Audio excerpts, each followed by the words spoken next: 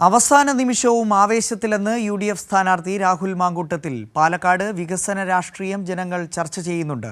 ഇത് UDFന് ഗുണമാകുമെന്നും രാഹുൽ മാങ്കൂട്ടത്തിൽ കൈരളി ന്യൂസിനോട് പറഞ്ഞു. ഇനി അവസാന മണിക്കൂറിൽ എങ്ങനെ പ്രതീക്ഷ? പരമാവധി ആളുകളെ നമ്മൾ കാണാനായിട്ടുള്ള ശ്രമമാണ്. ഈ നിശബ്ദ പ്രചരണമാണല്ലോ. അപ്പോൾ അതിനിപ്പം കൈരളി എന്ന് പറയുന്ന മാധ്യമത്തിലൂടെ നമ്മൾ ആളുകളെ കണ്ടുകൊണ്ടിരിക്കുകയാണ്, നേരിട്ട് കാണുകയാണ്. പൊതുവായിട്ടുള്ള വികസനം, പാലക്കാടിലെ വികസനം, മുരടിപ്പ്, ഇത് UDF ചർച്ചയ്ക്ക് തയ്യാറായില്ല. LDF BJP ഒരുപോലെ ഇത് വെല്ലുവിളിച്ചു രാഹുലിനെ, ഒരു പരസ്യ ചർച്ചയ്ക്ക് തയ്യാർ. വികസനത്തെ പറ്റി ചർച്ച ചെയ്തില്ല എന്നുള്ള പരിഭവം എനിക്കുണ്ട്. ഞാനിത് തുടക്കം തൊട്ടേ പറയുന്നുണ്ട്, വികസനത്തെ പറ്റി നമുക്ക് ചർച്ച ചെയ്യാം. കാരണം ചർച്ച ചെയ്യപ്പെടേണ്ട വിഷയങ്ങൾ ഇപ്പം വികസനം, അതിനകത്ത് UDFന് എന്തെങ്കിലും ഡ്രോബാക്സ് പറയാനുണ്ടോ? പറഞ്ഞു. നമുക്ക് തിരിച്ച് പറയാനുണ്ടോ? അത് പറയാം.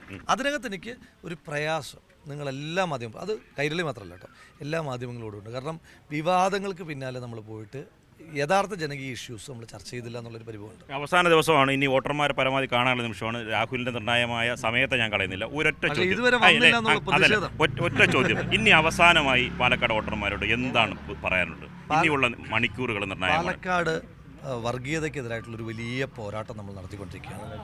ആ പോരാട്ടത്തിൽ വർഗീയ വിരുദ്ധ മുന്നണി എന്ന നിലയിൽ നമുക്കിപ്പോൾ അണിചേരേണ്ടത് പാലക്കാടിൻ്റെ സ്വാഭാവികതയാണ്.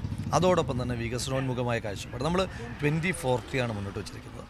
2026 വരെ ഇത്ര ചെയ്യുന്നല്ല, 2040 ലോക ഭൂപടത്തിൽ നിങ്ങൾ പാലക്കാടിനെ എങ്ങനെ അടയാളപ്പെടുത്താൻ ആഗ്രഹിക്കുന്നു, ആ അടയാളപ്പെടുത്തലുള്ളതാണ്. തെരഞ്ഞെടുപ്പിൽ വികസന രാഷ്ട്രീയം ചർച്ച ചെയ്യണം, ഒപ്പം തന്നെ വർഗീയതയ്ക്കെതിരെയുള്ള വിധിയെഴുത്തായിരിക്കണമെന്നാണ് രാഹുൽ മാങ്കൂട്ടത്തിൽ കൈരളി ന്യൂസിനോട് പറഞ്ഞത്. ക്യാമറാമാൻ ഇക്ബാലിനൊപ്പം നിർമ്മൽ ചക്രവർത്തി, കൈരളി ന്യൂസ്, പാലക്കാട്.